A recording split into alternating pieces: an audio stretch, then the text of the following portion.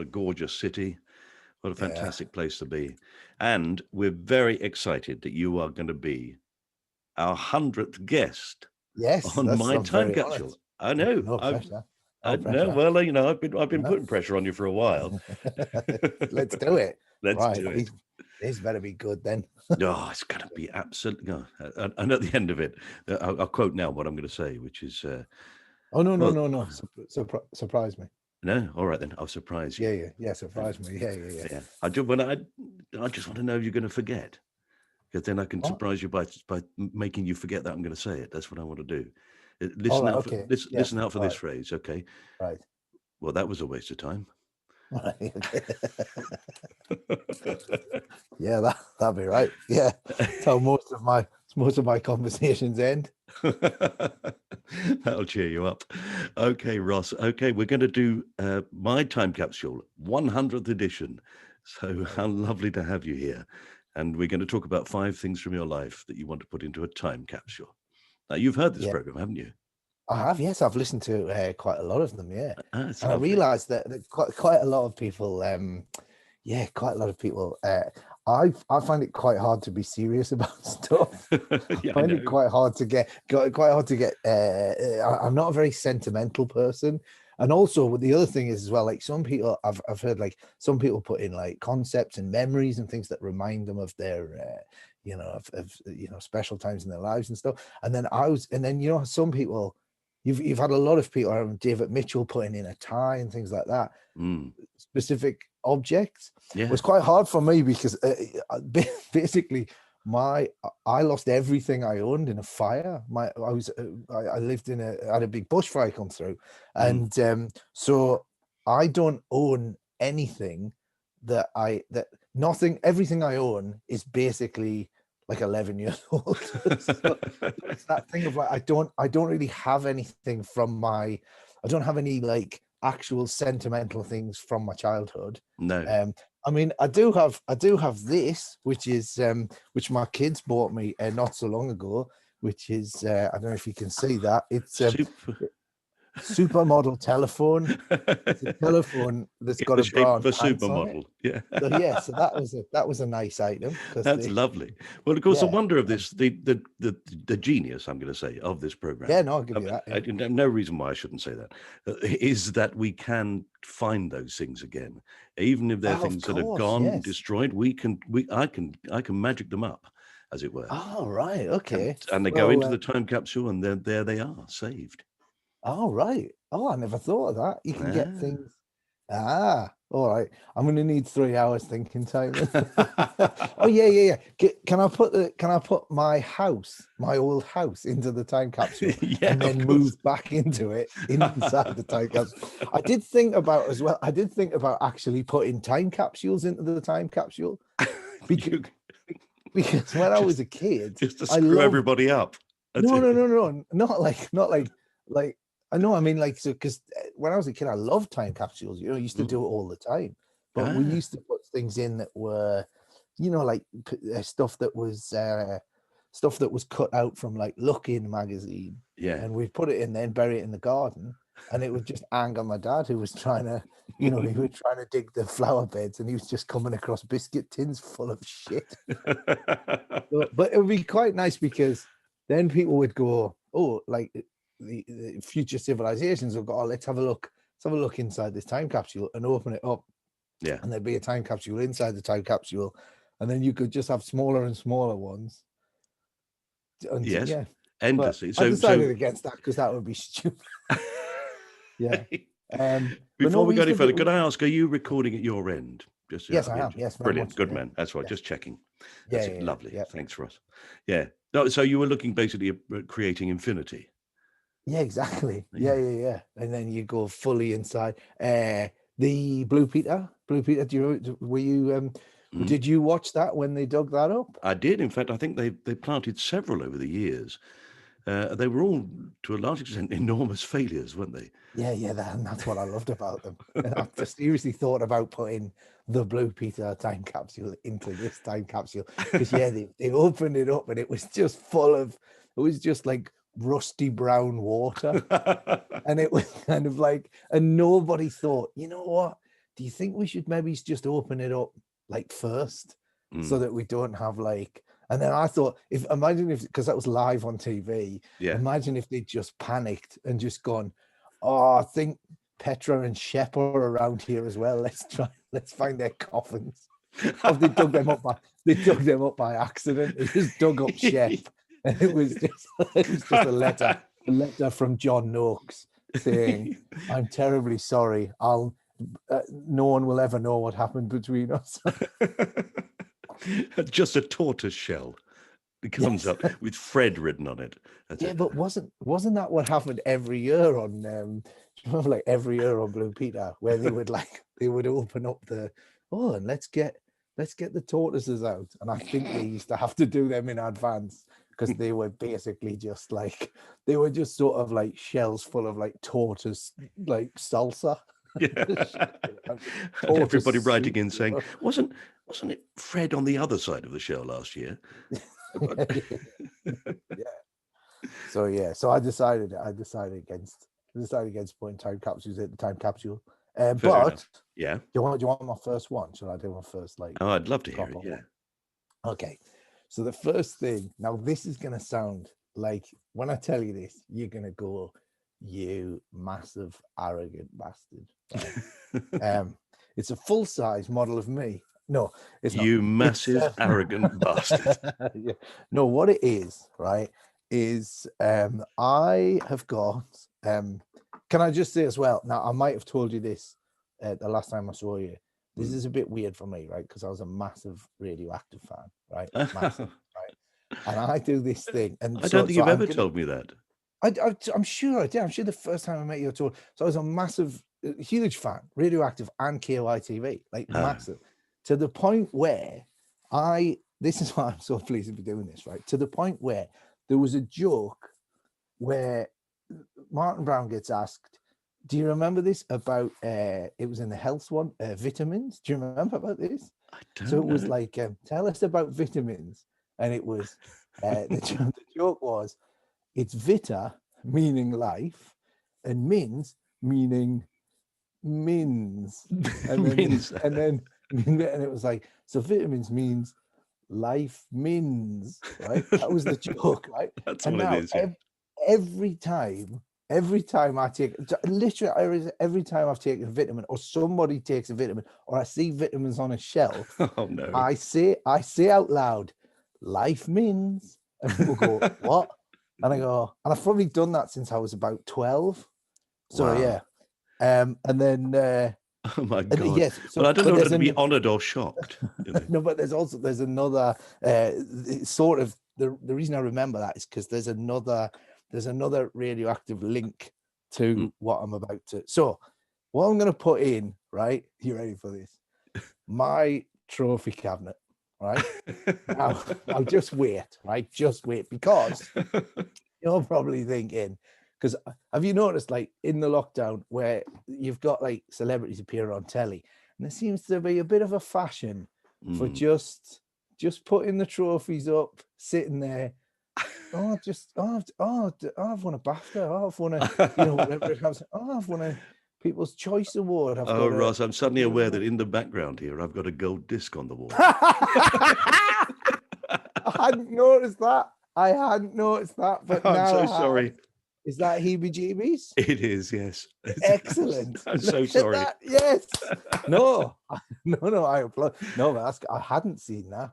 But I like that a lot. I like the fact that, but what you've done is you've put it on the wall, and that's clearly where it lives. Yes. As opposed to I'm going on Zoom.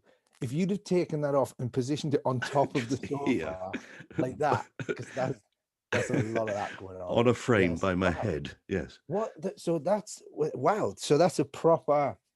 That's from Australia as well. So there's our connection. That is an Australian gold disc.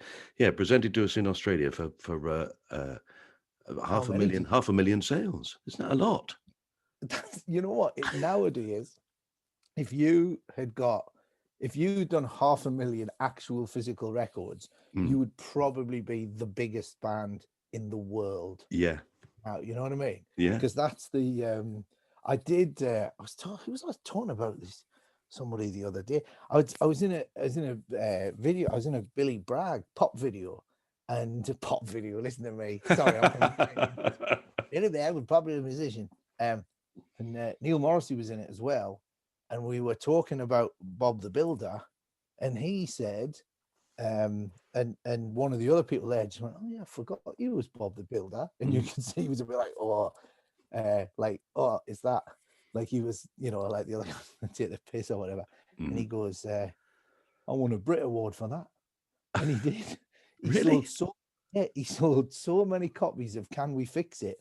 There used to be a thing where the Brits used to have, and I think they stopped after that, where if you were the biggest selling record of the year, you got a Brit Award. So literally, Neil Morrissey has a Brit Award for but as Bob the Builder, like him Yeah. playing a tiny builder.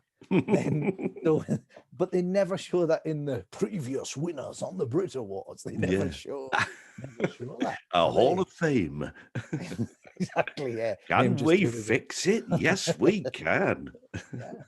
So no, so it's not that, right? So I've got, the when I've been lucky enough to be involved in sort of trophies to do with work, Mm. that they're either, they're either melted somewhere in a skip, or they're sort of away. They're in a cupboard. I don't have them on.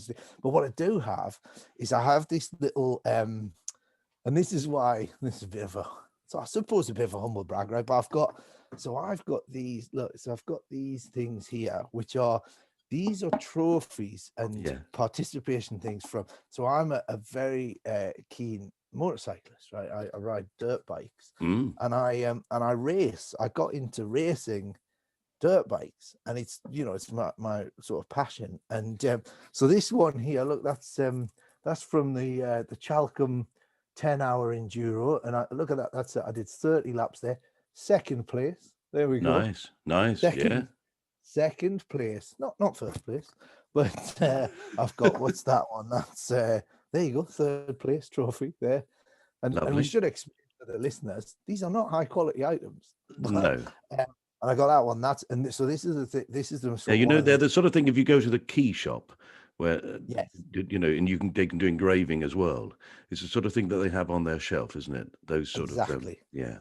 This one is this is made of Welsh slate. Oh, So wow. that one is the this is probably one of my equal joint sporting achievements.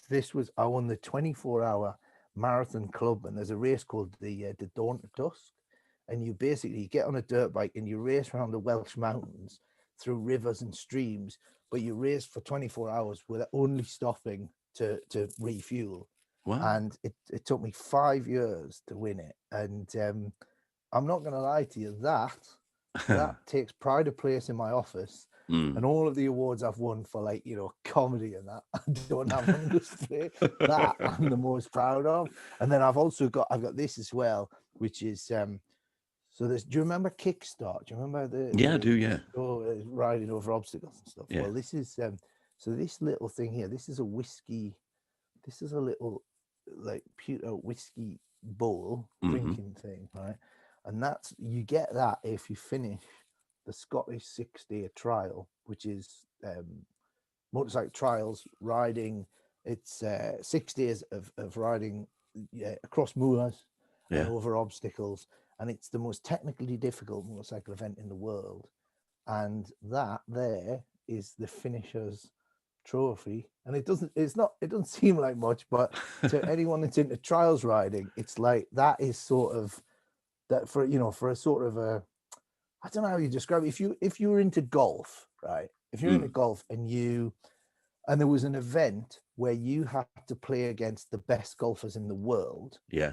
and say like 300 golfers entered, about 75 drop out because they physically couldn't do it, and you just managed to finish the thing as like a recreational Yeah, club but so golfer. like being the best amateur at the Open and those sort of things. I wouldn't go that far, but Okay. it's but it's sort of it would be like turning up to a Formula One race and with your own car. and them going, or like Le Mans 24 hours is when your own car, and them going, you're never gonna win because you haven't got the skill, but yeah, give it a go. So that's one of those. Yeah, so that's my and I've got this box. I've got this little wooden box, and these are all things that I've accumulated. So I've got these sort of, again, look, I've got, and this is so sad, isn't it? But look, I got I did a Great North Run, and I finished Wow. that without dying. And again, there's thousands of them, and people that'll end up in the bin. But the reason I mentioned, so I've sort of done quite a lot of these like There's loads of ridiculous. them. I got like this. I did this one. I did this, which was this is the Anzac Challenge. It's like one of these ultra run things, Yeah. and I pride myself on like doing these things without much practice. But the reason I mention these, right, is because I like doing like ridiculous sort of physical challenges for a laugh, you know. And but this was the link I was going to say, the radioactive link. There was a joke. There's a marathon thing. Yeah. And do you remember the joke with it, the suit of armor? Do you remember that? I know this is a long time ago, but there was I, a thing of like, yeah. it I was when remember it was, doing it on KYTV and basically yeah, having somebody run past us dressed in a chicken costume, and then somebody else run past in an egg competition, and the line was, that'll be interesting. yeah. There was a joke about they talk about runners hitting the wall, and you just heard bang. I think it might have been Martin Brown dressed in a anyway. But so Yes, that's the other thing. I So think it vitamin. probably was me. I tended to Yeah. do most of those things. Yeah. So every time I've done any of these, like, you know, and if people go, oh, you're like a runner, I'm like, nah, I just enter them for a laugh every now and again, you know, with Wow. very little training. And so just something to do with sometimes do them like while I'm on tour as well, you know, just like. But anyway, so the upshot is that every time I've done any sort of really sort of long runs, every time I go, oh, this is really painful, and I don't know if I can go on, Yeah. I think of you in a suit of armor. So that's a genuine, it's like a weird, and now I'm sure there'll be people listening to this who will do the same thing, who will hit that point where they'll Yeah. go, oh God, I can't run anymore. And they'll remember this conversation. They'll think of me thinking of you in a suit of armor. In fact, I But you could do know, the whole world of running a great service if I just turned up every year at the marathon at about the 20-mile point, and just wore a suit of armor and ran into a wall, just exactly. inspiring people. Come on, Uh, you can do yeah, it. Keep going. yeah. But So I that's think I'm sure this is your obsession with these things is because you clearly just find comedy too easy. You don't even think about it. You're impressed. But look, I suddenly realized that I have a drawer next to me with yes. with What's these that? same sort of things. Well, this is my son won a school prize for music, 1999, and there it is, exactly the same sort of thing Yeah. that you've got there. Those strange little statues on a piece of what looks like marble, but Yeah, isn't. fake mouth. You know? Yeah. Yeah, and he, Because of what? course, just went, yeah, whatever, and threw it aside. But I've kept it here beside me because I was very proud of it. He was Yeah. my son who produces this podcast. He didn't go to school for years. He dropped out of school, became school phobic, and all sorts of things. Oh, right. And then Okay. so the idea of him going back to school and then winning the music prize for me was a momentous thing. So yeah, I understand how you can treasure these things and say, Yeah. And I think the other thing is as well is that what I realized, like with the because I used to collect stuff a lot, you know, like before the fire and everything. And one of the things that I realized was is that like, basically everything you own, like as soon as you die, now fair enough, your friends and family might, you know, might treasure it to a certain degree, but it made me realize that you're sort of just you're the curator of a collection, a museum, a collection of shit that nobody cares about, you know? yeah. Like it's kind of like, you know, I'm sure there would be some, you know, there'd be some sort of, maybe if you've got some sort of following or whatever, that might be a value to people. But basically, you know, all of this stuff is just you know, in fact, it links to one of the things that I've got on the list later. But yeah, the fact that these things are they're just meaningless. They're just Yeah. meaningless things. But Yes, you I know, spent the weekend playing with my granddaughter, basically with her going through a bag of all the jewelry that my mother had in her room that I brought home with me when she died. And it's the sort of stuff that really should have just gone to the charity shop. It's not expensive jewelry, none of it. But yeah, yeah, I yeah. put it all in a bag and put it there. And now, years later, somebody does appreciate it, actually. She really loved it. She was opening up these little jewelry boxes and finding little sparkly things and going, wow, look at that, Granddad. And then she found a ring that we thought, oh, where did that come from? It looks like a massive diamond ring. Oh wow. And it is all jumbled together. And I looked at it and I said to my wife, I think this might be a real thing. She said, well, I think it's got a hallmark on it. And then I put my glasses on. I said, yeah, it's got a hallmark. It says M&S. Yeah, but you'll never. But you know what? Is M&S still? Is it still going stronger? If they were No, closing stores, it might be it might be it nostalgic. might be a collectible. Yeah. But So yeah. anyway, So yeah, that. no, I can see, I know, I agree with you that all these things really that we surround ourselves with, they are sort of, they're only important to us, really. Yeah, but I've got in the same box. I've got I went out to Afghanistan, you know, to do some so you know entertain the troops and that, you know, because Yeah. they love a laugh at the Taliban, and and I've got these you know, and you sort of visit these different regiments and stuff, and then they're very nice. They sort of give you these kind of like sort of commemorative coins, you know, Wow. of the different and then you know, I got this one here. I got this from the special forces guys. You know, that's from the SAS guys. Wow, And with their badge on. Yeah. yeah, and yeah, so I've got like these things as well, and I quite like the fact that, you know, I quite like the fact that when I die, the kids will be going through all this crap, and they'll be finding, you know, these, you know, there's like all of these things like, you know, Valley's Extreme, you know, finisher, blah blah, and they'll go through and then they'll find all these like, you know, special forces coins and stuff, and they go, hang on, what was he up to that we didn't know about? This So I like secret the idea. life. Yeah, they think I'm some sort of war hero rather than, you know, a modern day George Formby. you, So yeah, you've got to get one or two FBI or MI5 things and put them in there. yeah, Just hints to it. So that when they yeah, open it up, they go, oh my God, he was James Bond. yeah. Get like Yeah. some fake passports and stuff. With Yeah, that's pictures it. of That's you. what I'm gonna do. Yeah, yeah, yeah. That's so brilliant. Mustaches and That stuff. with different Yeah, names, you know, Pierre yeah, Pierre Le Spire. yeah. Pascal Dupont. Yeah, I'm gonna do that. That's if I ever get terminally ill, that's what I'll spend my final days will be spent Your falsifying history.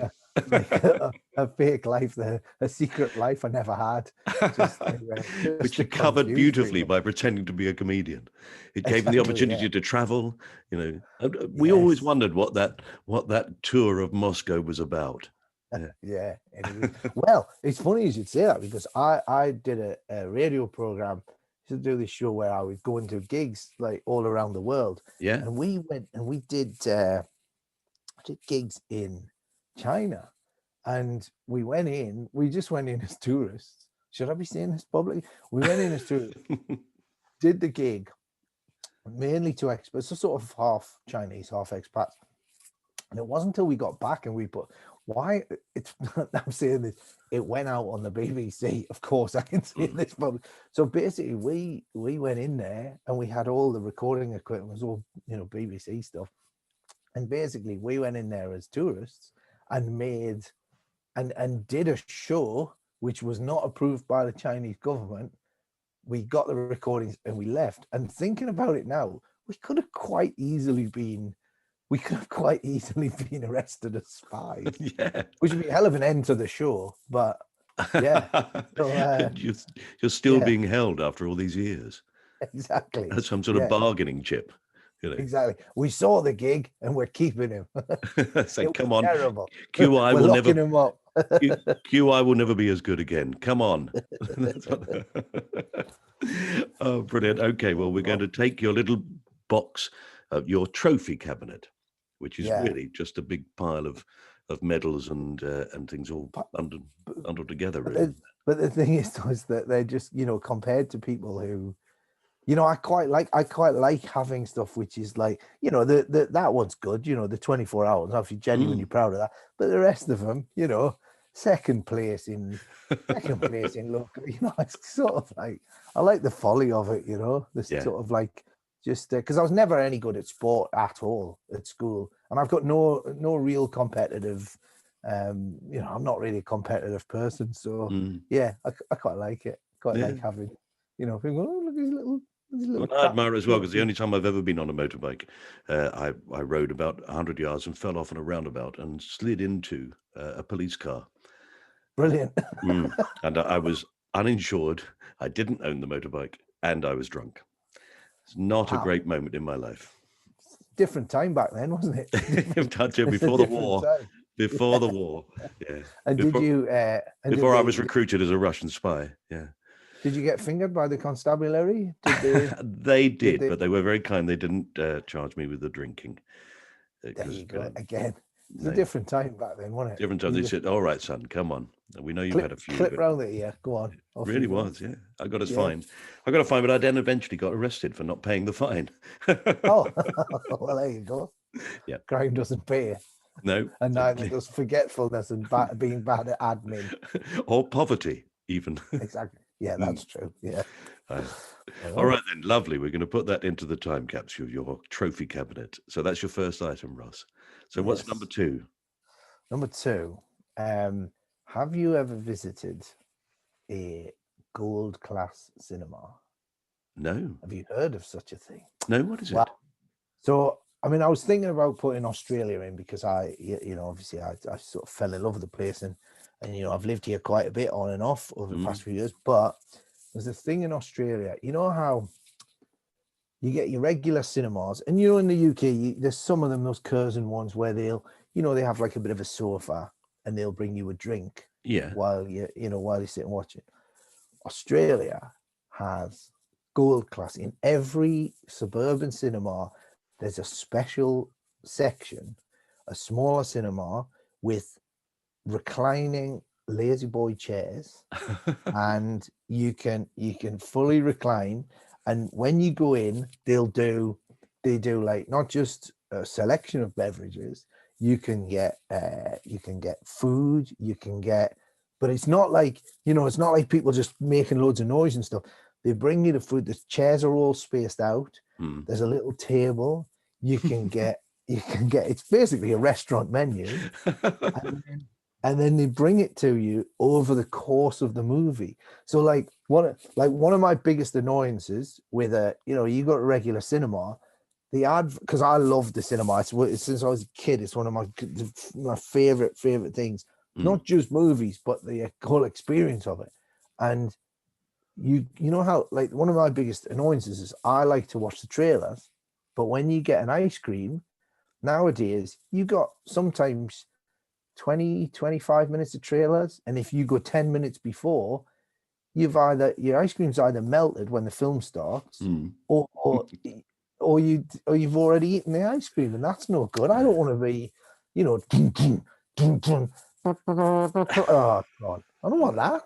So yeah, so gold class, you go along, you sit in your seat, you fully recline. Some of them, village cinemas, give you a blanket if it's a little bit chilly with the air conditioning on, especially on a blazing hot summer's day. You just like, it's too hot to be outside. You just go in there nice and cool, and then you order the food, and they bring it throughout the film. And when my wife and I first met, like, one of our first dates was to go to the gold class cinema, and we went to see U571, the submarine movie starring John Montgomery. Yeah, the one where they claimed that the Americans found the Enigma. That's right, exactly. It was the British. Very much so. I mean, it was a terrible film. It's an absolutely terrible film. And John Bon Jovi was one of the heroes of it. You know, he's not had an illustrious acting career, but so, and I said to the, and at the time, now they sort of do 2 scenes or whatever, and I said to the fella, I said, can you bring me, please, could you bring me a lemon squash the first time John Bon Jovi appears? And he goes, and he wrote down a piece of paper, and I went, and a bowl of Maltesers when the first depth charge goes off. And I forgot, and I was sort of half joking. Yeah. And literally sat there, boom, Maltesers. So he waited. Wow. He literally waited, boom, Maltesers. Like that, yeah, we're gonna get the Enigma machine. There you go. There's a nice lemon squash for you. And then so he did that. So that was like, and I couldn't believe it. You know, I'd sort of, you know, I'd just begun courting, and you know, and then we were going to the gold class, and then when Crocodile Dundee 3 came out, which is terrible, it was like terrible. It makes U571 look like Citizen Kane, you know. Crocodile Dundee 3. This time the knife is bigger, you know. Yeah, he actually he's in LA and he stabs an animatronic snake at a fun park. It's terrible. It's terrible. I think Paul Hogan had already started having work done. And so for a laugh, so there was 15 seats in the gold class cinema. So I booked all 15 seats. Actually, that's not strictly true. No, I booked all but 2 of those 15 seats because 2 of them had already gone. And then exclusively comedians who would probably not give Crocodile Dundee 3 the respect it deserves. We went to the cinema, but at the time, none of us were known. So we all go into the cinema, and the people in there's 2 people in that cinema who are on a date, right? Yeah. Clearly Dundee fan. Yes. The rest of the cinema was filled with comedians who these people didn't know knew each other. And it was such a beautiful thing. We sat there, and even a terrible movie's beautiful in gold class, right?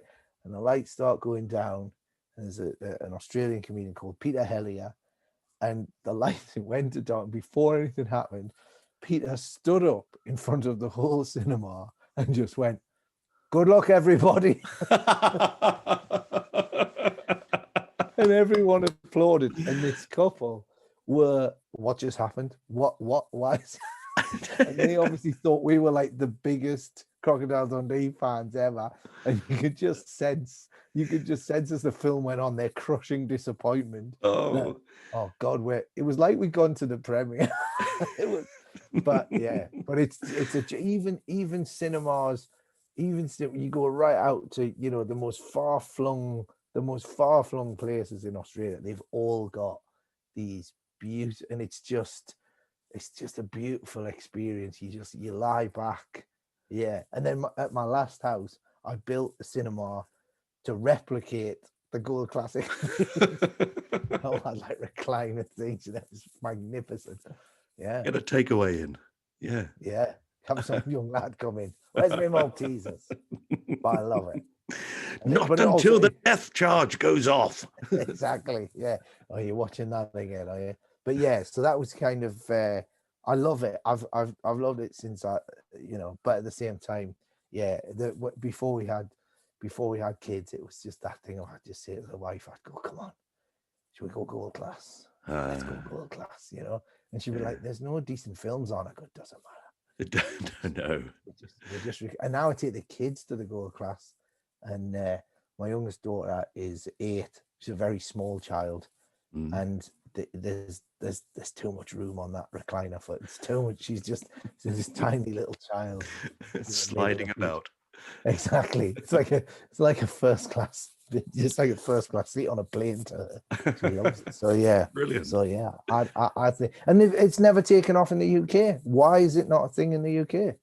Well, we don't like to, you know, we don't like to indulge ourselves, obviously. Yeah, that's true. Yeah. Just Hessian Hessian bean bags. That's all I you're think allowed. because anybody who could afford gold class doesn't want to be surrounded by people who can't afford gold class. That's what it is in this country, I think. Oh, I see what you're saying. Mm.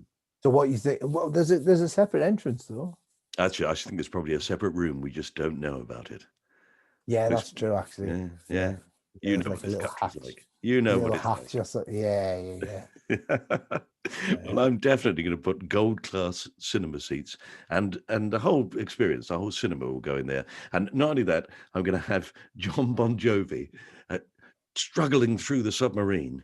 The water's rising. It's getting desperate, and people are saying, "John, John, turn back, turn back." And he'll go, "No, no, we're halfway there." Lovely, Thank you. love it. Yeah, yeah. I'm Yeah, sure you'll appreciate me excellent. the setup Yeah, of that joke. Thank you. that's I know that's why you got that gold disc. I love it. I love that the gold disc's up there. I genuinely. I have to say, I don't know if you can see, don't know if you can see behind me, but I have above my head there. You see that? Yeah. I have somebody left that on stage. It was a gift on stage in Swindon, and every Zoom call I do, I have that. It's just to describe it. It's you as a centaur. Yeah, it's me with a ripped body like torso. It's Yeah. me as a centaur, and there's a flying French fancy just going over my head, and it's a genuinely amazing piece of art.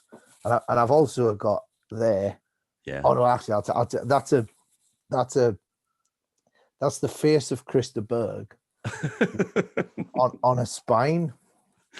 Yeah, it's a human spine with Christa Berg's head on it. And you Yes, probably think, what? it Why is. have you Yeah. got that? And I think is but that payback for Lady in Red? Is it? yeah, yeah, exactly. I've de-spined him. I've de-bodied him. Serves you right. You Um, sang it one time too many. That was it. yeah. In fact, Lady in Red is I won't put this in, but it does hold a special memory for me because there used to be a leisure centre. I'm from a new town just outside of Newcastle, about 8 miles north of Newcastle in Northumberland, Mm. called Cramlington, and they used to have a leisure centre called Concordia Leisure Centre, and it was one of these, like, when it was built, state of the art. It had it was like a kind of a lagoon style pool, Hmm. wobbly edges and slides. And they had, and again, like years before anyone thought of health and safety, they had these palm trees. They had real palm trees in planters, Yeah. like real, so there you are, you're in Northumberland in a sort of just it's like Barratt home houses, just like miles and miles of identical houses. And then you walk, what? Am I in the lagoon? And these palm trees. But what happened was is that I seem to remember my dad talking about the fact that there was something wrong with the thermostats at this place, or there'd been some sort of mix up, or I think there was some sort of legal thing happened over it. I could be wrong, but Hmm. for some reason the temperature was way hotter than it should have been, and they so these palm trees, so the kids were just fainting all the time, and it was so humid, so hot that it's like everyone it felt like that film Rescue Dawn. It was like everyone had malaria. It just felt like you were in this tropical nightmare. Yeah. And because of the heat, because they kept the heat cranked up all the time, as well as people fainting, the trees grew at a sort of a freakishly, like an alarming rate. So palm fronds used to snap off and they would fall into the pool. So kids would be swimming and there would just be like bits of palm tree falling. With these And then dagger edges just shooting. exactly shooting down, stabbing kids in the back. And the kids that weren't stabbed were basically had heat stroke, and you sort of like, I remember seeing a kid once curled up in a ball in the foot bath. He used to walk through the foot bath to get Yeah. into the pool, Yes. just to try and get his temperature down. And then there was one time I was there, and a fella came out with this big long pole with a saw, just like a saw, like taped to it, and was sawing off the palm fronds off the tree just thinking that's going to kill a child at some point. And then I saw him put them in the bins round the back, and then the delight of walking through suburban Northumberland in the wintertime carrying a bit of a palm tree. Ah, That turns some head. Anyway, yeah. I Well, I forget. have to say, I have very fond memories of those completely uh, incredibly dangerous places. I used to take my kids to water parks like that, and I loved Yeah, them, but they were mad. You'd have sort yeah, of people in great big rubber rings going off water slides and shooting through the air and landing into a pool full of other children on these. Just yeah, there were limbs being broken all over the place, but it yeah. was There's a. great fun. Have you ever seen it? Have you seen this documentary called Class Action Park? No. Oh, write this down. Class Action Park is one of the best. There was in New York. There was a New York State, I think it was. There was this guy, and he built. He's got in some. He was banned as a trader on Wall Street, so he set up a water park, like a fun park. Hmm. But this guy didn't want to pay for any insurance, and he designed everything himself. And his idea was this had to be the most extreme action adventure park that there was. And he would get people that weren't like Disney would turn these people down because they were too dangerous. Hmm. And they would design rides for this guy. And there's a bit at the start of the documentary where they build this loop the loop water slide, Yeah. and everyone's looking at it going, and you see the pictures of it, and it looks like the most lethal thing ever, like a proper stunt. And then everyone's going, I'm not going on that. It looks dangerous. So he started paying the employees. He said, "Oh, just here's $300. Just do." So he would pay. He said, "If you get to the bottom, we give you $300." So they're chucking these kids down, and the first 2 or 3 kids that went in there, like, were straight to hospital, like broken bones, Oh no. like spinal injury, like some kid, like their faces, they would come out with their faces just covered in blood, and they'd come out at the end, and like you go, right, there's your couple $100 off to the hospital. And then, so, then, so then inside this loop the loop, they put these like mattresses. They put foam in there so that people wouldn't break their arms and legs. So Hmm. these people are coming down and they're coming out the other end, and now they're not getting bruised and bashed. But Yeah. as they're coming out, they've got all like lacerations on their body, and they're going, and these people are getting into it, and they say, "Why have they got lacerations?" They couldn't work it out, and what it was the first few people that had gone down had their teeth knocked out. And then when they put the foam matting in, the teeth were in the matting. Oh my God. Those the other people were coming down. They were basically being lacerated by the broken teeth They were being inside. gnawed. Gnawed to death. Yeah, and so yeah, I don't know what it's on over there, but yeah, Class Action Park. It's a Oh, I've got to brilliant. look at that. I, Because I, yes, I, no, mean, the closest I can think of that is a place that I used to take my children to. Obviously, I was a very good parent, but I'd come to a place called Fun with a Bun on the A21. oh yeah, That's a good slogan. fun with a bun.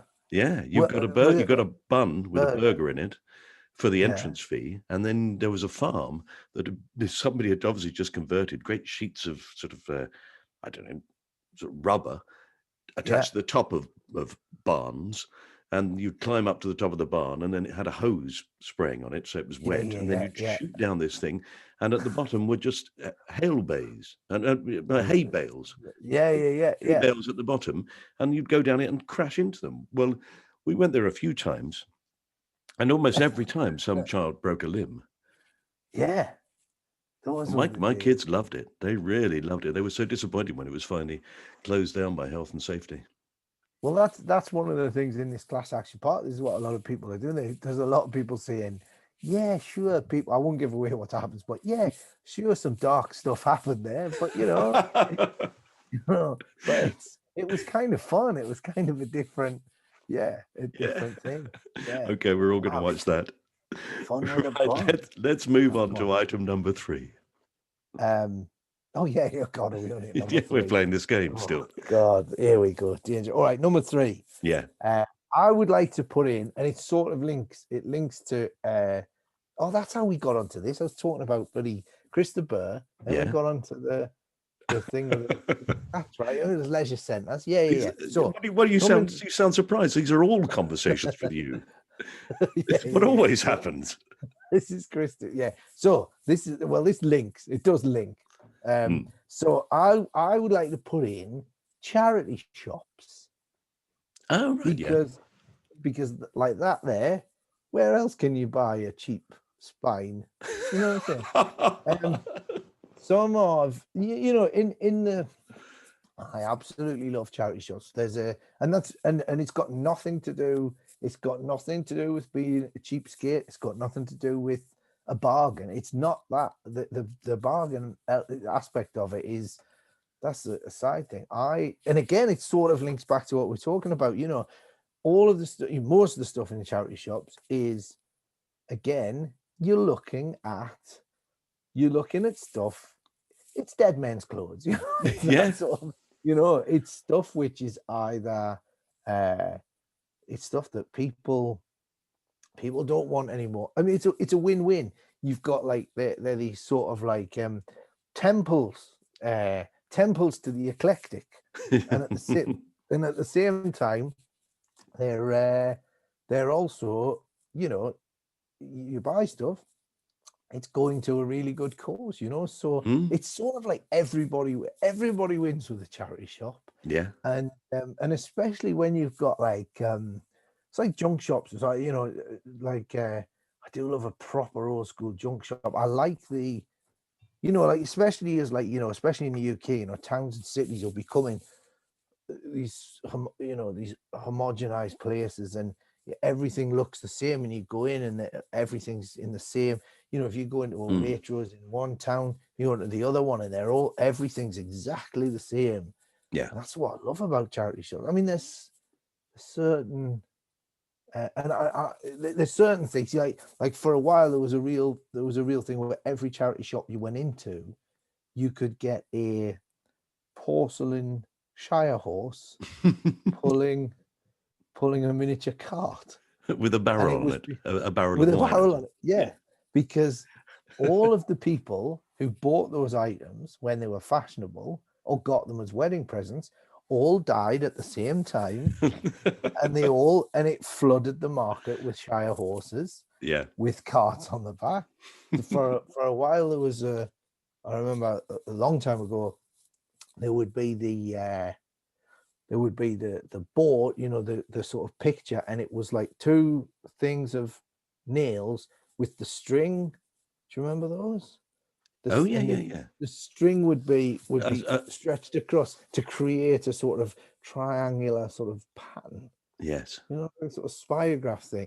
And Mm. it's and what I love about it is like there was this very funny comedian, Dave Thompson, used to do a great gag where he would pull out a Ford Fiesta brochure, and he said, "I got the new Ford Fiesta brochure because I just want to check out to see what I'll be driving in 15 years' time." And I think that's what I love about him. I've spent many hours on tour just wandering about charity shops, just finding these. You make these little. You make these little discoveries that you just that's just a one-off. Yeah. And I And what's think brilliant that about it, I always think, is that you see it and you suddenly get oh my God, look at that. Oh wow, that's fantastic. But it's probably been sitting in that shop for 3 weeks and everybody else has gone, well, look at that piece of tat. exactly. It's just you go, oh my God, I can't. But it's a shame. Some of them got wise. Some of them got like obviously got people in who knew what they were, what they had on their hands. Hmm. But Yeah.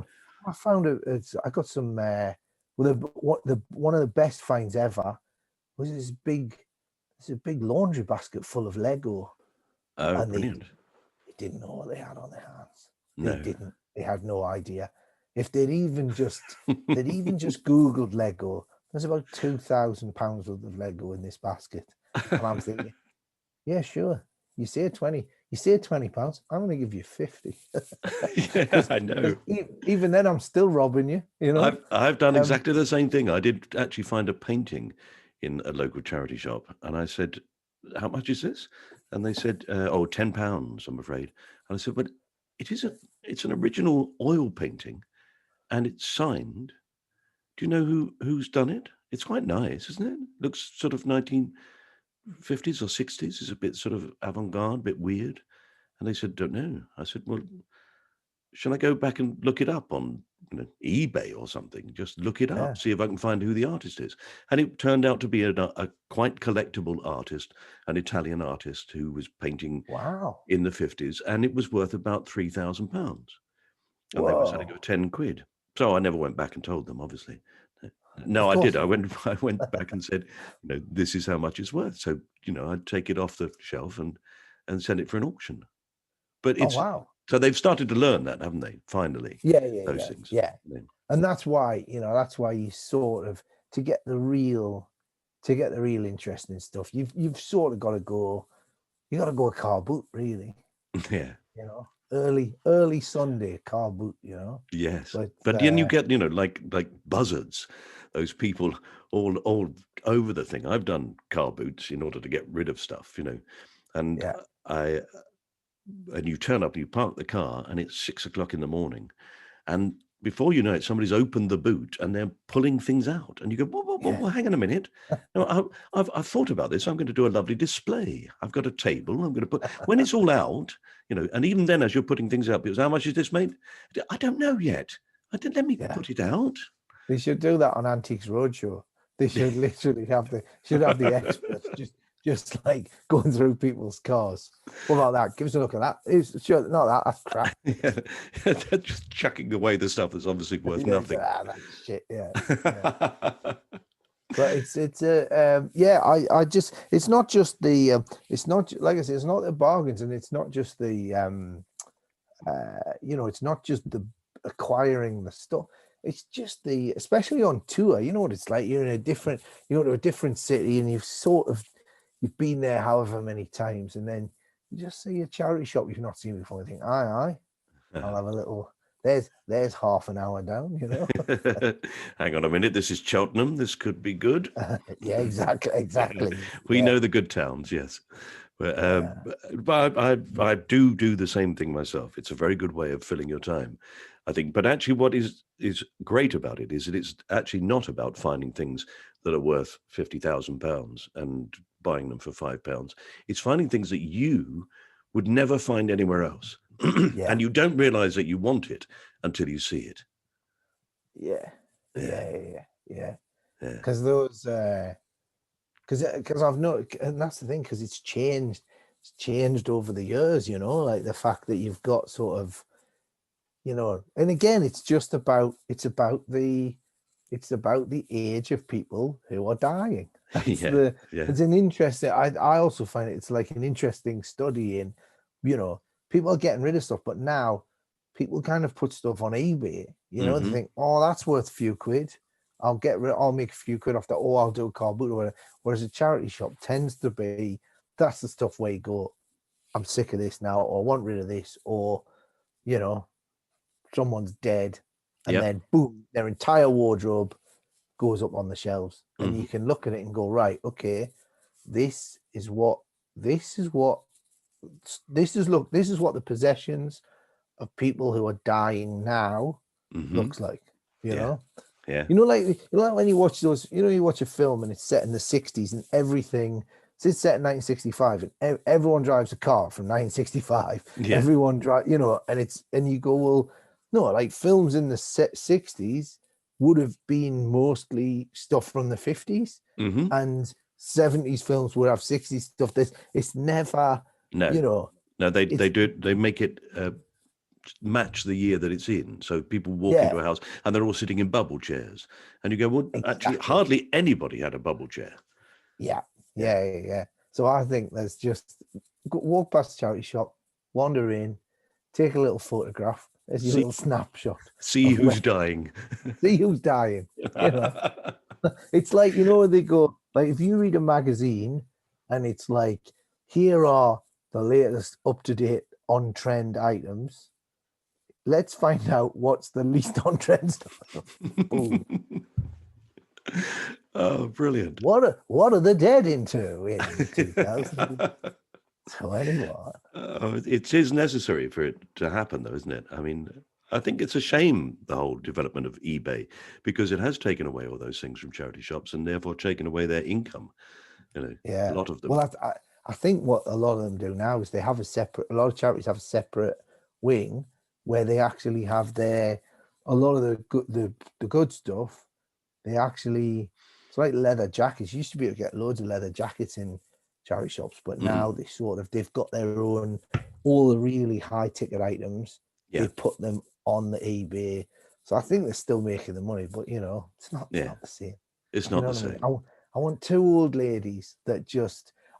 old ladies who mean well, but have no concept of customer service, No. how to operate a till, what things are worth, when Norman's getting back so they can double check with Norman. You know what I mean? That's what I want, Yeah. I think it says Clarice Cliff. I don't know what that means. Yeah. Yeah. It's very That must be gaudy. It's very that's gaudy. I don't like it myself. that's the Good, I'll fella who have them all. died. Yeah. Clarice, yes. Yeah. Oh, I knew him. Yeah. Yeah. It reminds me of the Tommy Cooper joke, which I love, which is where he says he found an old violin. Oh And yeah. should I tell it just in case? Yeah. Go for it. Yeah. Straight He finds an old go on. violin and an old painting, and takes it to the auctioneer. And the man says, "Well, what you got there is a Stradivarius and a Picasso." So, unfortunately, Picasso made terrible violins, and Stradivarius, etc., etc. And there's your joke. It's a great joke. Yeah, great. I heard a brilliant story. This is Barry Cryer's story. He's like, so I'm nicking it off him, but it's not like Barry's short of a few anecdotes. No. He told me this story about, Tommy Cooper used to do that thing where he'd walk up to somebody, like the porter or whatever at a hotel, and he would and he'd put something in the hand. He'd go, "Have a drink on me." And they'd look down, it was a tea bag. Right? Yeah. And he still that all the time. But apparently he was in a hotel once, and Tommy Cooper sat, it was breakfast time, and he turned to the waitress who went, "Can I have a whiskey?" And the waitress went, "Oh no, the bar's closed now, sir." He went, Tell him it's Tom. I want a whiskey."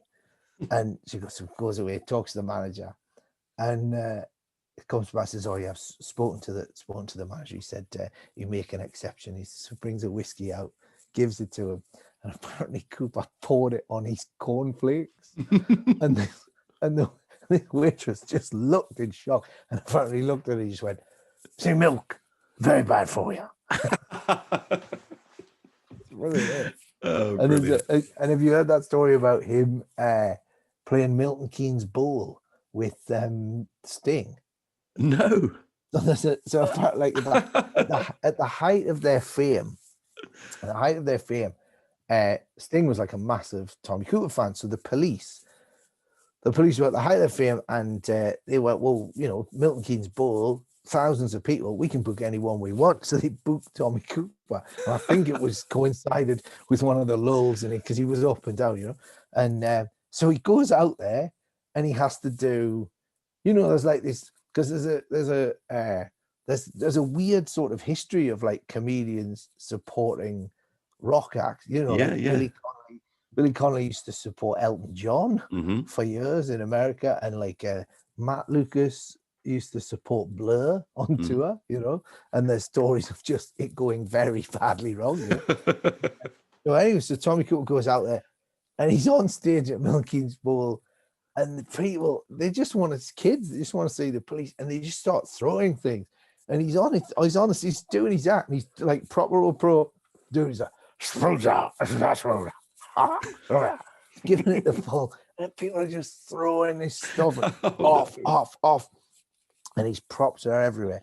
And apparently the story was, I'd love this to be true, he walked past the police and they're ready to go on, and there's just carnage everywhere and everywhere. Off, and apparently walked past and went, "Follow that." That must be true. That's got to be true. That's brilliant. Follow that. Yeah. Oh God, we Anyway. were asked to perform on the same bill as the Police when we were the Oh yeah. Heebie-Jeebies. Yeah. Instead, I think we played Leeds University or something because we got paid for doing that. Oh yeah. There you go. But Wellington. I just don't think people realize just how, because it went properly insane for you, didn't it? It was like you became like a gold disc. I think there's one on the It wall. was insane. Yeah, And yeah, what absolutely was the mad. biggest? Like, what was the thing Strange where enough, you it went? was in Melbourne. With the biggest thing that happened to us was in Melbourne, where Yeah. we were asked to play uh, the Australian version of Live Aid, uh, Wow, and man. to raise money for Africa. And they had almost every top Australian act, Yeah. Crowded House and all those sort of Men at Work and all those bands. And then Yeah. they Yeah. had Yeah. In Excess coming over from New Zealand, things like that. But Brilliant. they felt like they were local bands, and we were an international band. Brilliant. So Brilliant. when they sent us the running order, we were top of the bill, Brilliant. which is absurd. I mean, they just thank you very much, ladies and gentlemen, Men at Work, great. Okay, next, ladies and gentlemen, the Heebie-Jeebies, and these three people walk on stage, and you've never felt so out of place in your life. It was But we went down a storm. It was great, but I was going to say, crazy. and then you sold 250,000 records off the back of it. That's true. You know what I mean? When they had that film about Queen, and they were talking about they were the true winners that day of Live It, I think they got that wrong. There should have been a spin-off film. That's a great idea. Is that the footage must be out there? That would be Oh, I that suppose it would must make be. it that would make a great document. You should do that. You should do a documentary about, like one of those behind the music type things. You Yeah. should do a documentary now going back about you should do a thing where it's about this is what this band were at, like in their head, and because you've got the footage of the Australian, and it would be. Oh no, we've got some terrible footage. We've got the footage of us standing in front of Sydney Harbour Bridge Yeah. in the background for some Saturday morning television show, standing there, basically all wearing large floppy black wigs and doing the Jacksons. It's not great. Yeah. Well, the thing about Australia is they didn't really get the message about what was acceptable and what's not acceptable until I would say about 3 years ago. Like even now, yeah, there's an act in, and I heartily recommend that you look it up on YouTube. There's a show called Hey Hey It's Saturday. I've done it. Yeah, I've been on it. Of course you have. Of course, yeah, loads of times. Yeah, they bumped In Excess to put us on there. They did a thing on there which was and this was not long ago. This was probably only, I think this might have only been about 5 years, 10 years at the most. And it was an act that came on, called themselves the Jackson Jive, and oh no, they honestly, like full blackface. This is a live show, right? This is not long ago, and I mean they've probably taken it off YouTube now, but it's horrific. It's the most racist thing you've ever seen. But what's brilliant is that Harry Connick Jr. It was a talent segment, and Harry Connick Jr. was judging the talent show. Oh no, poor and man. Everyone's laughing their heads off and go, "Oh, this is amazing! This is hilarious!" And then it comes back after the break, and Harry Connick Jr. literally just goes, "I'm not having any part of this. This is the worst sort of racism in my country. We're doing," and like he basically has a go at Daryl Summers, the host, and he goes, "Not acceptable.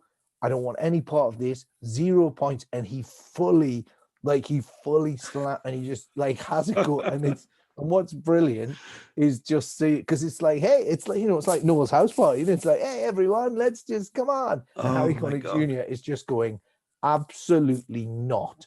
This is racist. And well done him. Well done him. Just, yeah, and it's so funny. The funniest bit is just seeing these blokes who have been called out, and also the host who's just he's like, "We're having a party." No, you are a terrible human being, and you all should be ashamed. And it's brilliant. It's a Is that yeah, Daryl? Is it the same Daryl that used to present it yeah, 20, yeah, yeah, 30 yeah, years yeah, ago? yeah. Oh, good Lord. He's about to do a comeback. He's just about to host like the Australian version of Strictly over here. Wow. So yeah, he's coming back. Did you Yeah. ever run into Bert Newton? Did you ever Yes, Bert Newton, interview yeah. by him? Yeah, but he He's just still had his alive? just had his leg amputated this week. Oh, poor Bert. Yeah, Yeah. unbelievable. He Yeah. was on the who was that American fellow who used to do a show every Don Lane. the Don Lane show. He was on the Don Yeah. Lane show, was he, Bert That's Newton? right. Yeah. Yeah. Still going strong. We went on the Don Lane show, and he came and saw us beforehand and said, "Hi." I was going to do an Australian accent. No, he said, "Hey, you guys, everybody says you're really funny. So we look, they're giving me questions to ask, but we don't need it. We just riff." Yeah. And we went, "Yeah, okay, fine, if you want to." And he said, "Hey, we got these really funny guys. Welcome on board on the show." And we came and sat down. He said, "So, where are you playing? What have you been doing in Australia?" And I think Angus Deaton said, "Don, that is a really, really interesting question." Of course, a more interesting question is, and then he asked his own question, and Brilliant. Don Lane absolutely panicked at that moment because it Brilliant. wasn't the sort of answer he expected. And to see him scrabble for his script, he fell apart. But yes, I said, I think a minute into that interview, I said, "Yeah, this is not very interesting, is it? I think I'm going to go and talk to the dancers." And I got up and left. I walked off. Yeah. We were a bit rebellious. There's nothing like, especially on live TV, there's nothing like seeing a presenter who's just got the look of panic in their eyes. Yeah. That's sort of just, I love it. I love that thing. They go, "So tell us about the thing," and you just like, and you start going off, and you can see them just going, "Oh no, I don't know where this is going." You can just see that. You can see that flickering. I'm sure you've seen it lots of times. I love it. I absolutely love it. When you can audibly hear the producer in the head, in the earpiece, just and they're just not listening at all. Bring him back. Pull him back. Pull him back. Yeah, I love it. You know what? Give me 1 second. I'm just going to plug this computer into the. I think I'm going to lose power. I'm just going to plug it into the. Yeah. Give me 1 second. Hang on. Sorry. Hang on. It's all right.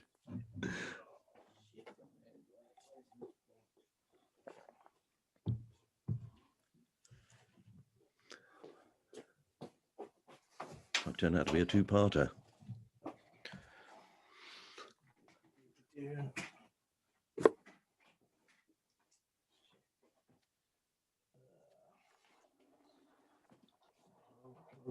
Log.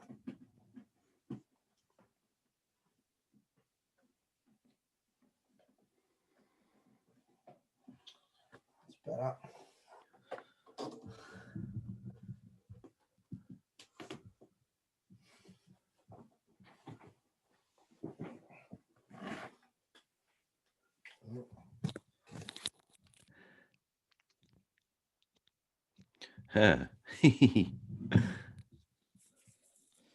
Lovely.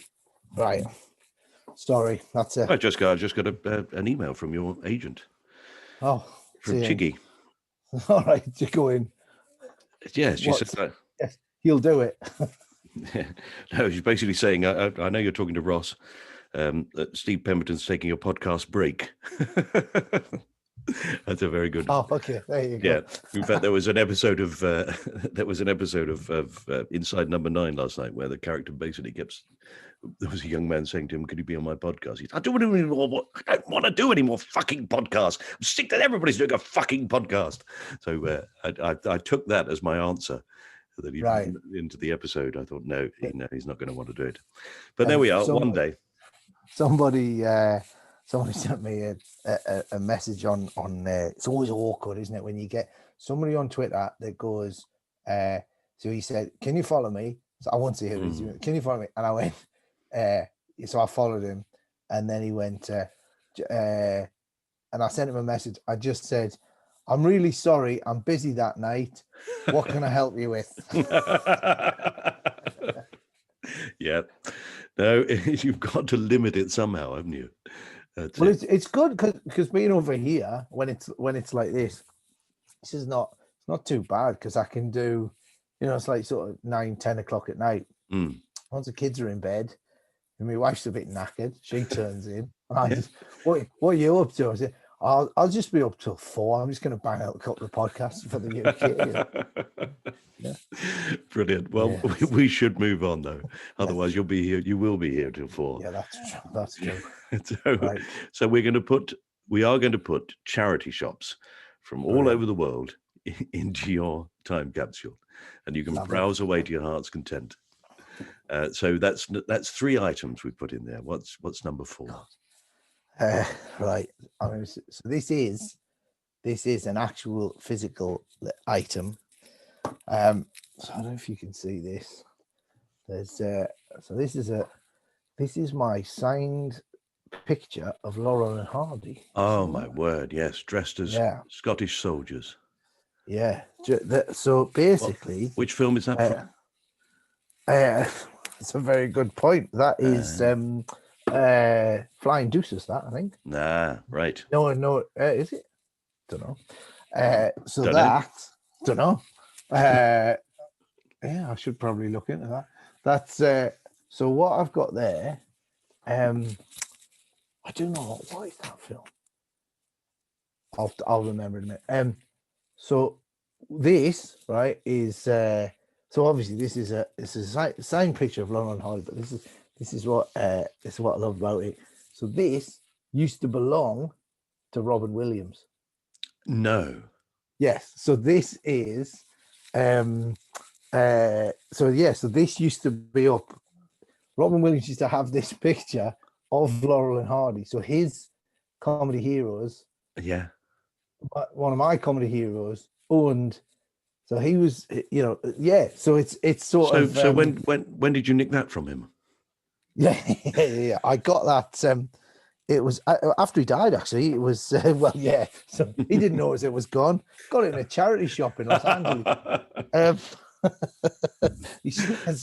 So yeah, after he died, his wife was his wife got rid of a load of his stuff, and yeah, I bought that at an auction. I've also got I've got up there like I've also got a signed picture of Evel Knievel that used to belong to Russell Crowe as well. So, but the thing about this is I just love the fact that like you would have no idea unless you saw the certificate that I have to say Yeah. that it was officially belonged to Robin Williams. And my plan with this at some point I think I might give it to charity, or I might give it to somebody. I like the idea that somebody would buy this, and maybe somebody that's You want to find a young comedian who's just coming up now, who's yeah, just starting, and yeah, follow their career, as it were. So in a way, mentor them in the hope yeah, that they make it and break through, and then they can have a certificate saying signed Laurel and yeah, Hardy picture, owned by Robin Williams, then Ross Noble, and now owned and by then me, whoever that person yeah, is when they come yeah. through. I think so. So I think this might become like yeah. I like the idea of it sort of becoming. I mean that implies I'd have to become a lot more popular, but it's I just like the idea that it's sort of yeah.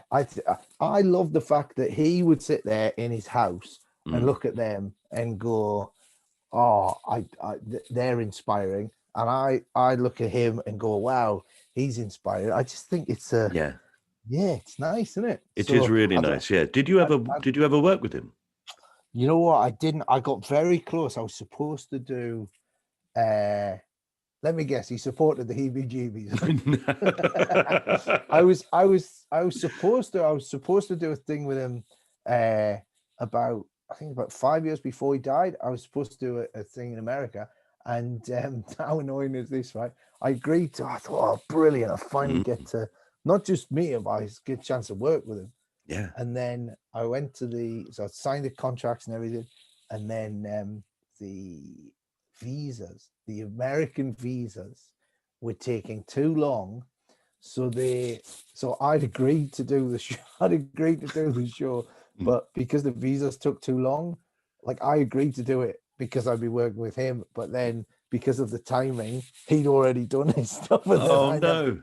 So yeah, so I never. I I know that never. occasionally he's turned up at the Comedy Store Players and done improv Yes. with them, Yeah. which must Yeah. be Yeah. amazing.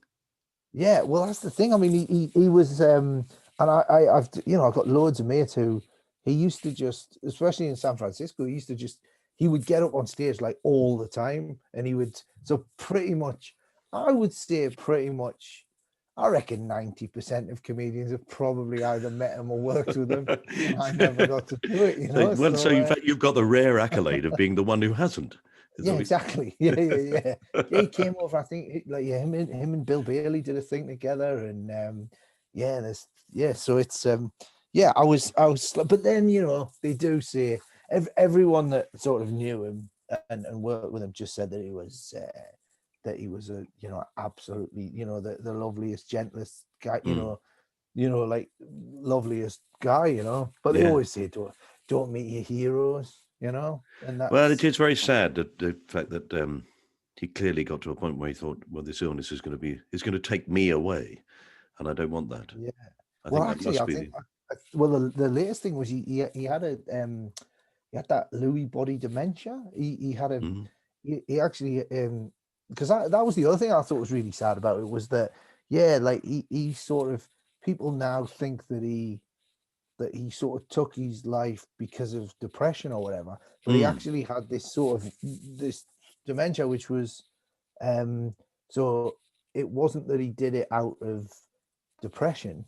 It was basically it was the dementia that caused them to take. So you see what I mean? He didn't Yeah. sort of he It wasn't didn't. It sad wasn't and deliberate killed in himself. fact. Yeah, No. yeah. It was, and that hadn't been, and that makes it even more. I think that makes it even more tragic. Mm. Yeah, But absolutely. yeah, I saw that and I thought, in fact, that auction it was selling off his stuff and for it's charity. So it's kind of like Yeah. it was like a very very expensive charity shop. That's what it was. Yeah, because I was uh, I was bit I was bidding on he had a the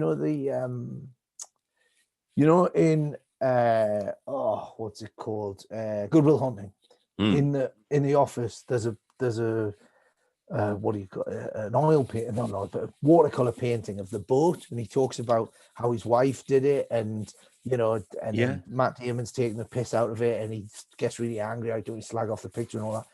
That picture, which was actually painted by Gus Van Sant, he actually painted it, and Mm. that was auctioned off. So it was an on-screen prop, belonged to Robin Williams, done by the director. Um, so this thing, and I looked at it. It had a reserve. It had about like $2,000 on it or something. And I thought, oh, that's a hell of a yeah. Yeah. I thought I'll go. So I started bidding on that, and it was like $5,000, $10,000, 15, 20, Mm. 25, and it was just going up and up. And in the end, it went just like a watercolor. So it went. I think it went for nearly $100,000. Wow. Yeah, and I went, Yeah. whoa. I think I'll. I think I'll stick with some of the less expensive items. We'll go for Laurel and Hardy. So Yeah. yeah, exactly. So But yeah, Mike, one of the episodes we've just put out with Josie Lawrence, lovely Josie, yeah, she was talking about a Madonna that she has in her house, and she said it was right. in some sitcom. It's got tubes and piping in the back, and it made it look as if it was crying. But Oh, the Only and Fools and Horses, yeah, the Peckham Madonna. yes. Well, we're Yes. not sure. We're not sure if it's the Peckham Madonna or not, because she's got a photograph of it, and she's looked at the thing and she said, "Oh no, the the the headdress that she's wearing doesn't look the same." So she's not sure. It may have been a model that was used in an early version of it. But Like wouldn't it be this. great? I said, if you can verify it, then you need to insure it. Yeah, because those Robin. Here's the thing, right? Everyone says, "Oh, it's Del Boy's got the Robin Reliant, right?" But Hmm. it's a Robin Regal, isn't it? A Yes, it is. Reliant Yeah. Regal, yes. Mm. And those now through the roof. Yeah. To buy those because of that. I'll tell you what I've got, which this is a bit of fancy memory. I'll turn this round. Right, hang on. You see this here? Look. See, you know what that is there? Oh shit! Oh, I do recognize it. Where's it from? It's Is it Mad Max? No, I wish. No. It's an original screen worn costume from the John Travolta film Battlefield Earth. the science fiction film based on the writings of L. Ron Hubbard. And commonly regarded as not just one of the worst science fiction films ever made, but pretty much one of the worst films ever made. And that was screen worn, the full gear. So irresistible then. Irresistible. I'll be honest with you. when COVID struck and I was sat here and all of my work got cancelled for a year and a half, and I've never been out since I was 15. I've been doing stand-up, and I've been earning a living since then. And for the first time ever, with a massive tax bill looming, I thought I'll pay that off. And I've never been one for saving. I'm not what you would call a responsible adult. I was sat in here looking at my costume from Battlefield Earth, thinking, probably should have been a bit more careful with the cash. Yep, I've had a few people say that to me in these podcasts. Shane Ritchie has the cart that Charlton Heston is taken away in on his front lawn. In Planet of the Apes.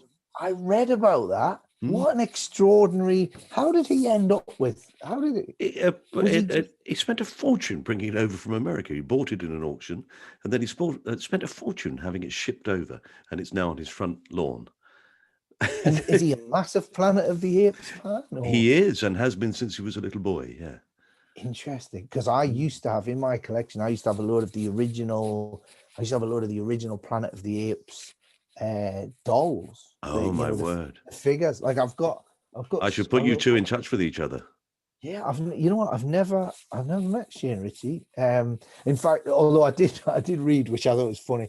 There's a bit in Shane Ritchie's book, I think it's Rags to Ritchie, where he talks about talking about Robin Williams, where he met Robin Williams in the corridor at the BBC, and it's one of the most extraordinary things I've ever read. He basically said, I asked him about playing Peter Pan because I was just about to play Peter Pan at the Wyvern Theatre. And I thought, could you imagine? Robin Williams is in a Steven Spielberg film, and Shane Ritchie went, and I guess we're doing the same gig. And like, what nice man Robin Williams is to go, are you insane? Are you yeah. But there's I love Planet of the Apes, properly love it, and not as much as Ritchie, clearly. No.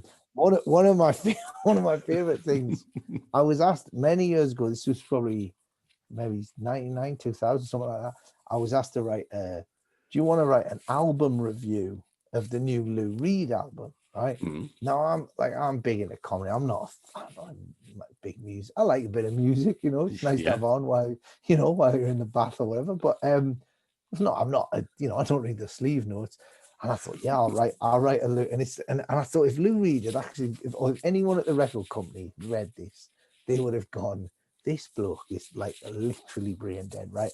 I decided it would be hilarious to review the album and draw comparisons with each track between the album track, each track, to an episode, not a film, an episode of the Planet of the Apes TV series. So I go like, the soaring cellos on track 2, reminiscent of when Burke and Verdon climbed on the glider and escaped the gorillas in their episode, in the episode of Planet of the Apes, the TV.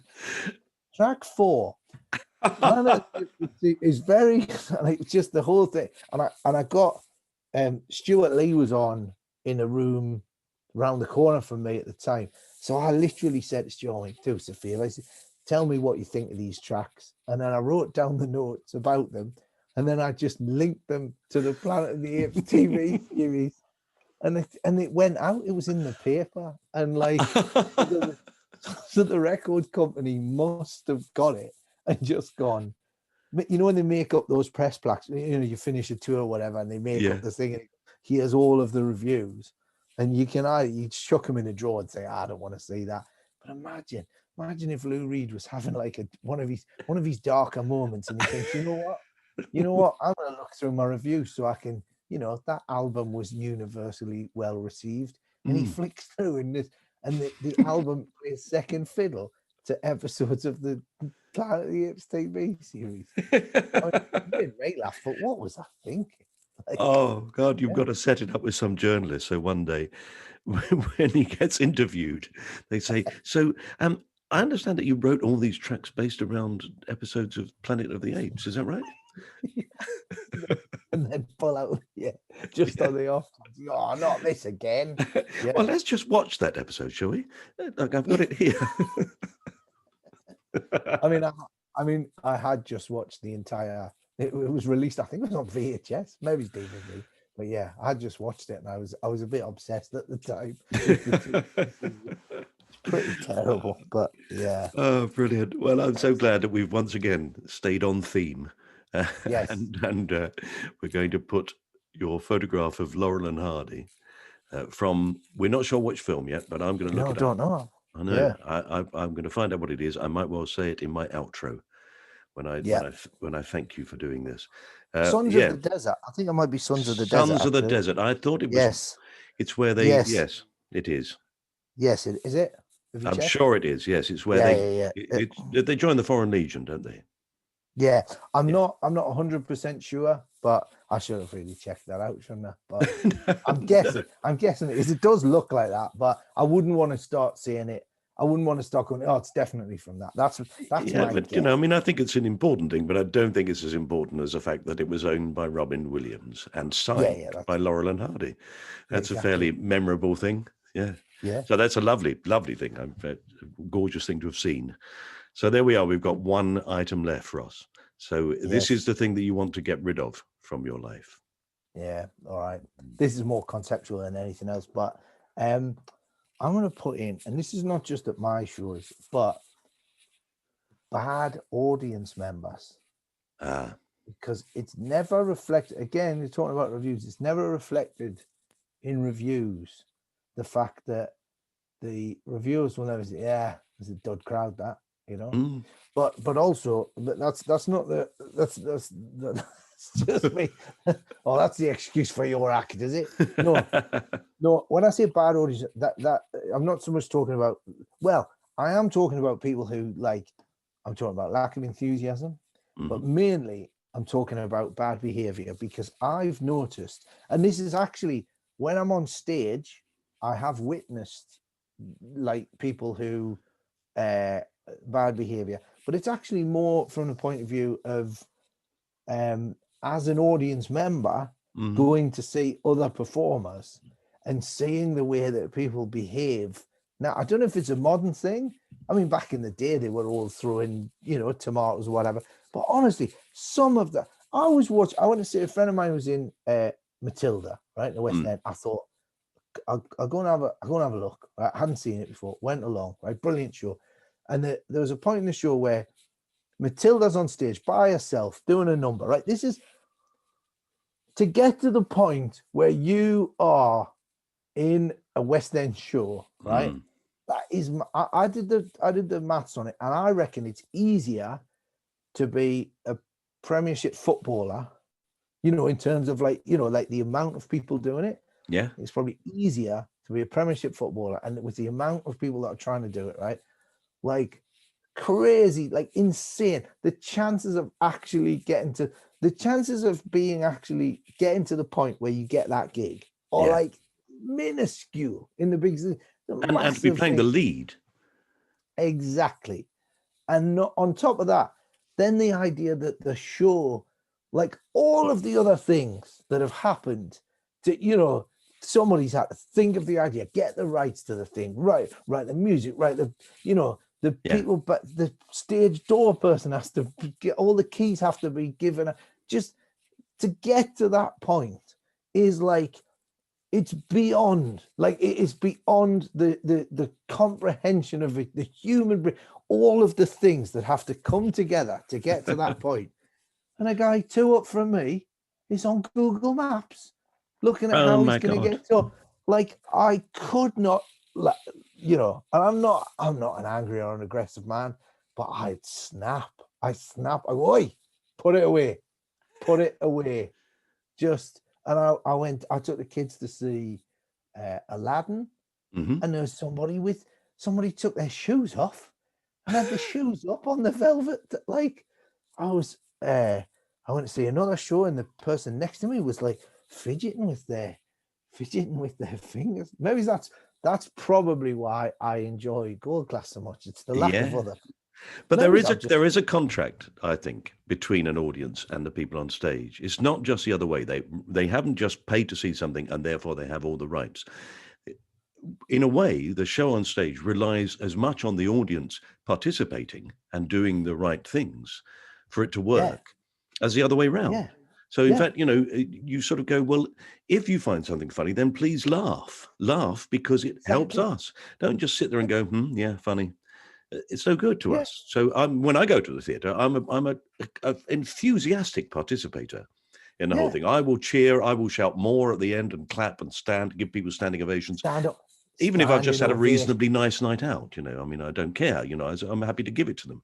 Why not? But some people are a little bit timid, or because there's nothing worse. I don't know if you find this. There's a thing, and it makes me laugh a lot. Right? It's great getting a standing ovation, but what I respect more is I finish the show, I go, good night, everybody, and 2 people will go right in the middle. Yeah. Boom, they're up, starting the standing ovation.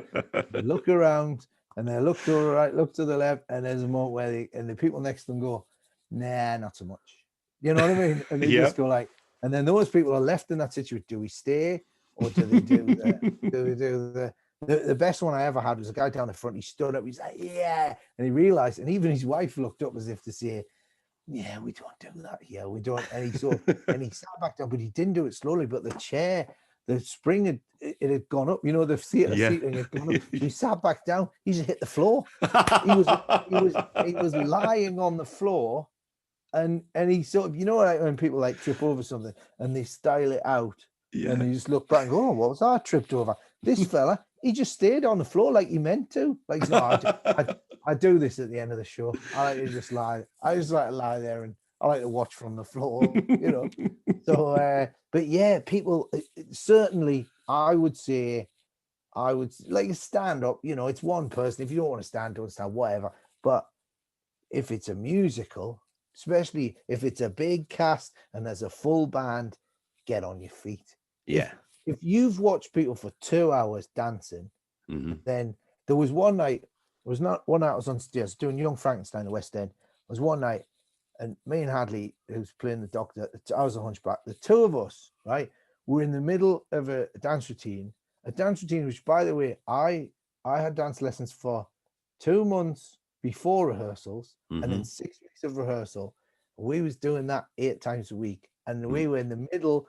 I was literally like in the middle of dancing, and I looked down. There's a fella just flicking through the program. Ah. He's just flicking through the. Now, fair enough, he might have gone, oh, I've come to the wrong show. No, fair enough. So Or he I might have looked down gone, and these people are really good. I can't remember his name. What is his name? I'll just yeah, check. or he's Maybe. just gone, that can't be noble dancing. Hang on. I It didn't must know be a he was stand-in. I didn't know he was flight of foot. Hang on. There's been a mistake here. Honestly, you look down, you see people's faces lighting up. But weirdly, I find it easier to let it go when I'm on stage because I just Mm. think rude. But yeah, if you're in the and it's the cinema as well. People Mhm. who go to the cinema and they leave the rubbish in they finish, just leave all your shit on the seats, just put it in the bin. Like, when did that become, except like people just go, oh yeah, or somebody comes through and tidies it up. Yeah. Just get your crap. There's a bin at the door. Same on If every trains, same all over the yeah, place. Why? It's your because rubbish. you wouldn't dream like somebody throwing rubbish in the street. I know some people do it, but nowadays, you know, some people, if you threw it, somebody go, "Oi, pack it in, put it in the bin." Somebody would have a word. But Hmm. in cinemas, it's theatres. Oh, just leave me Maltesers, pack it in. What? What is wrong with people? It's Like true. you're It's paying all true. that money. You're paying all that. Is it And in the fact, people? dropping it under the seat, which makes it more difficult to clean up. Exactly, the cleaners, and half the time it's not specific theatre cleaners, it's the ushers who Yeah. do the once over before the cleaners come in. Hmm. Like, come on, people. Like, it's just Although I have to say, occasionally there are moments. I have in my own time, just occasionally, objected to something in a theatre so much that I felt that I had to, uh, uh, well, vocalize it, that I had to say right, it. My children were involved a long time ago in a singing group, and they quite yeah, enjoyed going. And then they said, we're doing a concert of this singing thing. And I thought, okay, so all the parents and their relatives all turned up. We packed this place out to watch our yeah, children sing, as you would do. And we were a very enthusiastic crowd. And the people who were in charge of this singing group then came forward, did a badly rehearsed song with all the children, where the children all looked as miserable as sin, and it wasn't very good. yeah. Then they all sat down, and then these people, the bloke got a guitar out, and him and his wife, who were in charge of the singing group, went ahead and started doing a concert of them singing things like Yellow Bird and stuff. And What? after about 5 minutes, I turned to my wife and said, we haven't paid to come and see these people sing, have we? They're the people who are just conducting. And she said, shush, shush, shush, shush, shush. I said, no, I'm not going to shush. No, no, I want to see my children sing. All Yeah, these people are here only to see children. We're not here to see them sing Yellow Bird.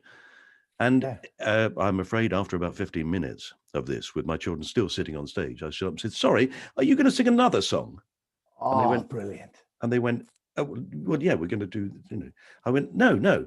We're all here to watch the children sing. So can you please Amazing. put your guitar down and do some songs with the children, please? Otherwise, Wow. I'm off. You know, and Wow. you've I never seen love it. it. And actually, my wife looked at me as if she's going to kill me. But then some bloke behind me went, "Yeah, quite right, mate." And then a little round of applause started. So I think, "Oh, thank you." Brilliant. Yeah, Oh, I love it. Because my children have still never forgiven me for well, you embarrassing know them what? so much. You know what? However much they haven't forgiven you, that has literally put sunshine in my heart because I actually, my mate couldn't believe that I did this. We went to see a show, and this woman she's fidgeting with her hands, and I clocked. I thought, is she all right? Is this like a neurological thing? Am I being? But I thought, no, she's just annoying. And I turned around and I went, that's gonna have to stop. And my mate was like, sorry, what did you just? And I just went, I said, sorry, like I really want to see this show, Mm. and that whatever that is really annoying. It's gonna have to stop. And she was like, oh, I didn't realize I was doing it.